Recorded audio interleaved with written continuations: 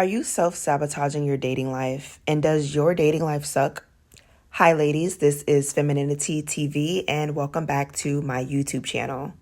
I know it's been a month since I posted, and y'all, I am so sorry. I've been busy, and I also have been trying to be very mindful of the videos that I'm putting out and just make sure that I'm putting out good content and that I'm not just putting out content just to get views and followers.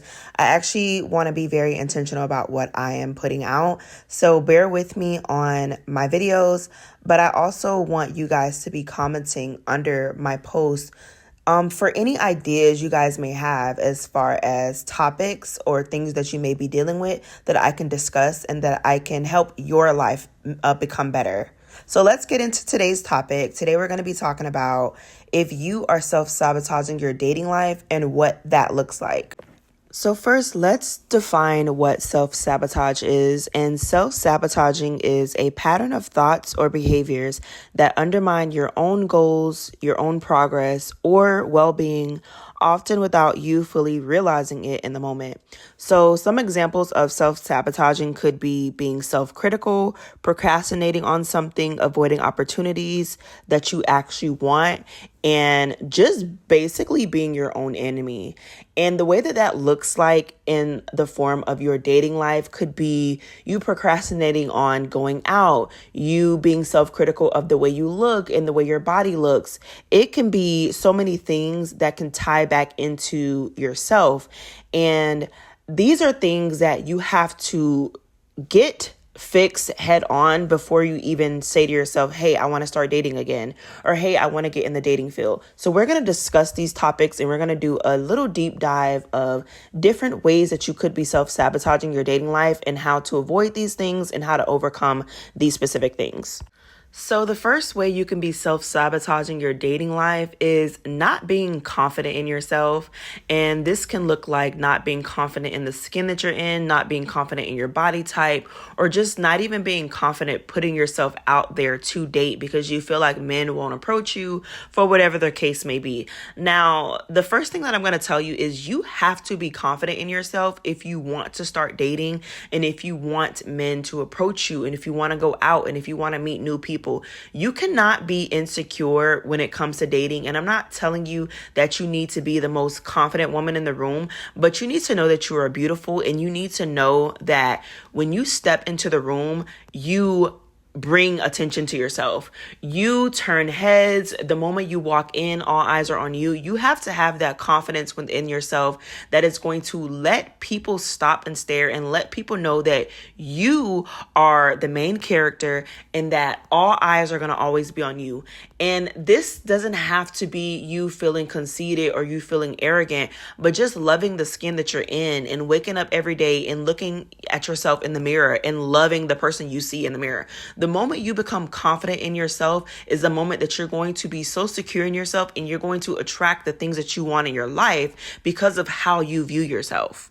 Now, some of the things that you can do to become confident is working out and eating healthy, doing your makeup and putting on a nice outfit, always just looking your best and looking put together no matter where you go, because you never know who's going to be watching you. You never know who you're going to be encountering.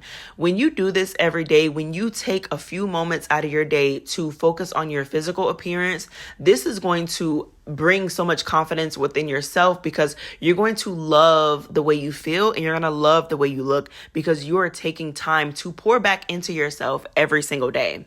Now, the next thing that could be causing you to self-sabotage your dating life is being too aggressive.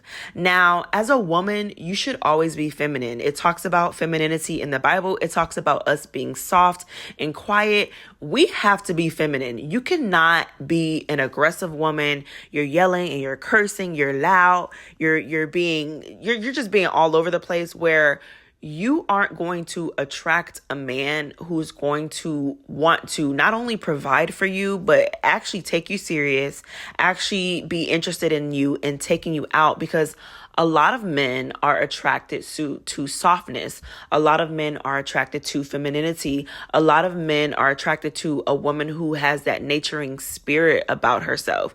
Now, as a woman, a lot of women feel like that they have to be this super tough, like hard ass, or like this super tough woman where, oh, I got it. Like, you don't have to mess with me. I'm an independent woman. I can do it myself. Da, da, da, da. You don't have to have that mindset. Like, God did not create us to be these super hyper fixed women who just have it all together and who are super independent. We were not created to be super independent. So you don't have to be this super independent woman. I can put my own gas. I can take out my own trash. You do not have to be like that. If a man walks up to you and he's offering to help you, allow him to help you. If a man wants to pay for your gas, let him pay for your gas. If a man wants to take your groceries to your car, let him take the groceries to your car. That man is doing what a man is supposed to do. He's being a man. He's acting in his masculinity. If you tell a man, oh no, I got it. It's okay. I can take my own groceries to the car. You're not being a feminine woman. So you need to stop being so hyper masculine and start being hyper feminine. You need to allow yourself to be soft, ease yourself into your day, ease yourself into your morning. Don't be so loud when you're speaking to people. Don't be so, even when you laugh, like you don't even have to laugh loud. For me, I do have a very loud laugh, but just be aware of your tone and how you talk, and just come off kind and sweet. And I'm telling you, when you learn how to be more feminine and more soft, it's going to attract so many masculine men into your life because they're going to want to cater to you. They're going to want to speak to you in a kind and a respectful way. And I get it. Some women be like, oh, like men, they pretend to be who they're not. Like a lot of men will pretend to be like this super masculine man in the beginning, and then once you start dating him, he turns into the real version of himself. I can somewhat agree with that, but a real man isn't going to fake it. A real man is going to be who he is in the beginning. But for you, you need to be soft, you need to be kind, you need to be gentle.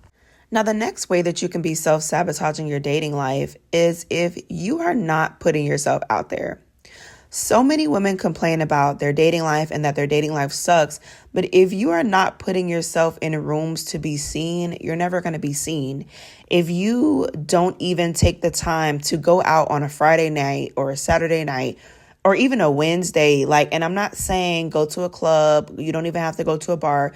You can dress up, get really, really cute, and go to a really upscale, nice restaurant that has a rooftop. Go on the rooftop, stand in the middle of the aisle, drink your little drink, eat your little food, smile, look cute, and watch men are going to approach you. They're going to approach you because, for one, you're going to be by yourself. Do not go with your friends. Go by yourself. Smile, make sure you have on the prettiest dress, and interact with people. That's all you have to do. If you are not putting yourself in rooms to be seen, you're never going to be seen. If you complain every year that you're single and you haven't found the right one and this and that, you have to put yourself out there. So I don't live in a big city. I live in a really small town. And I'm from a big city. I'm from Miami. So I'm from a big city, but I live in a small town. And my small town, it's almost like the events that happen, it's like a need to know type of basis. Like if you don't know what's going on in the city, you are just going to be stuck at home. But have been putting myself out there more, and I have been going to places in my home, in my town, and I've been able to meet people and just get out there.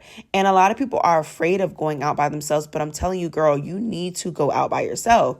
Because when you go out with your friends and it's 3 of y'all, 4 of y'all, 5 of y'all, that puts more pressure on a man to even approach you because you are in a group. It's a group of women that are all laughing, having a good time. A man is not going to approach a group of women. It's easier for you to get approached with you being by yourself than it is with you with your girls. So if you are complaining about your dating life and you're wondering why it sucks, it's because you're not putting yourself out there. And you need to put yourself out there. You need to put yourself in rooms to be seen. Now, the next thing I will say is not knowing what you want as far as a man or a relationship and being unrealistic. So if you say, I want a man, I want to be in a relationship, I want to be dating, but you don't know what that looks like for you, you are not going to attract what you want, because you need to be very specific on your dating life.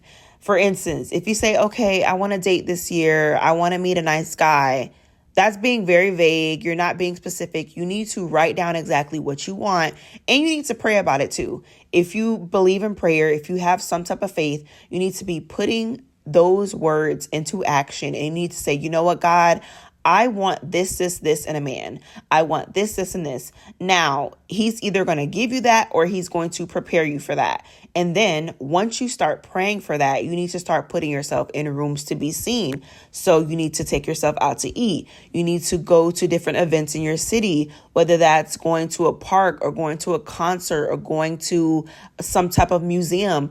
Putting yourself in rooms that's going to allow people to see you, specifically men, and it's going to put you in places that you can interact with people, you can talk, you can make connections.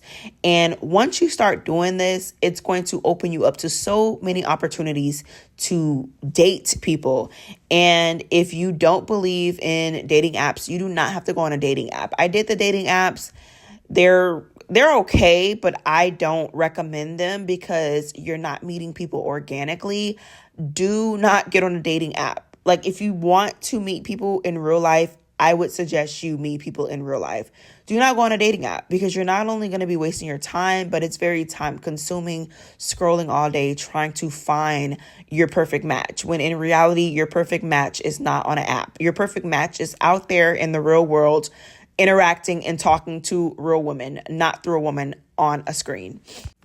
Now, I would say if you want to have a better dating life, you have to also make a plan and create something that's going to allow you to see what your dating life is for you. For instance, if you have kids and your non-negotiable is, I want to date a man that also has kids, you do not need to be entertaining a man that has no kids. If you know that you have kids and you only want to talk to men with kids, you should not be talking to a man that has no kids, because that goes against your dating boundaries. That goes against your non-negotiable. For me, I don't have any kids, and I would prefer to talk to a man with no kids. That is my non-negotiable. That is my dating boundary. And it will look different for everyone. So do not compromise what you want and what you don't want in a relationship, because the more you compromise, the more you're going to continue to attract that in your life. If you are a young woman and you like to talk to older men, don't talk to young men, talk to older guys. If you are an older woman and you only want to talk to older men, do not entertain younger men that approach you. You need to know exactly what you want so you can continue to attract the things that you want, because the more you entertain things that aren't for you, the more that you're going to attract things that you don't want. So there is a time, well, it's actually been going on, but I tend to attract older men, and I really, really dislike that. And I can't really put my finger on why I attract older men, but that has always been like just something that always made me uncomfortable.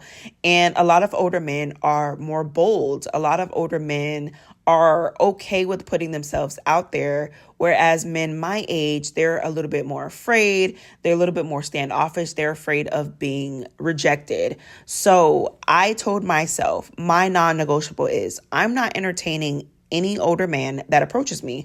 I'm not entertaining any man that I feel like he can be my granddad, my dad, my uncle, whatever. If you look older than me, I'm not approaching you. I don't even give them eye contact. If a man approaches you and you know you're not attracted to him, you know it's somebody that you would not talk to, do not talk to him. Do not entertain him. Do not give him eye contact, because the moment you do, that's going to give him the green light in his little mind. He's going to think, oh, she's looking at me. Oh, I can make a shot. I can make a move at her.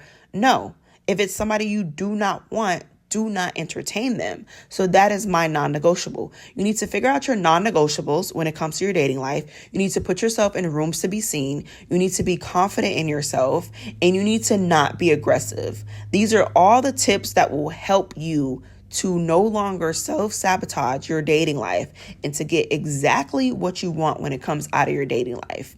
So you guys, this is all the tips that I have for today. If you guys want me to make a part 2, I will. Thank you guys so much for watching. Please make sure you like, comment, and subscribe, and leave a comment down below. Love you guys. Bye.